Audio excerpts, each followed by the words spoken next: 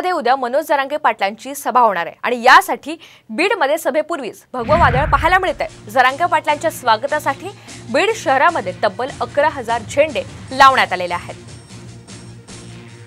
दरम्यान याचा आढावा घेतलेला आहे आमचे प्रतिनिधी विनोद जिरे यांनी।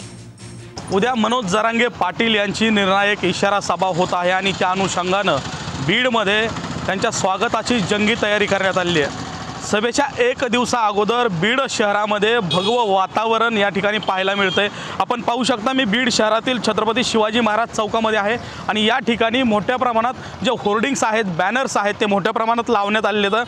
त्याचबरोबर छत्रपती शिवाजी महाराजांच्या परिसरामध्ये पूर्णपणे या ठिकाणी भगवे झेंडे लावलेत। याच ठिकाणी हे झेंडे नाहीत तर विशेष म्हणजे बीड शहरात जवळपास 11,000 भगवे झेंडे या ठिकाणी लावण्यात आलेले आहेत। त्याचबरोबर जवळपास 4 किलोमीटर लांबपर्यंत जे बॅनर्स आहेत ते बॅनर्स लावण्यात आले आहेत। बीड जालना महामार्ग असेल किंवा बीड सोलापूर महामार्ग असेल, या महामार्गावरती जवळपास 4 किलोमीटर लांबपर्यंत हे बॅनर्स लावण्यात आले आहेत। मोठमोठ्या कमानी ज्या आहेत त्या आपल्याला पाहायला मिळत आहेत। जंगी अशी तयारी सकल मराठा समाज आणि मराठा क्रांती मोर्चाच्या वतीनं या ठिकाणी करण्यात आलेली आहे। विनोद जिरे, साम टीव्ही।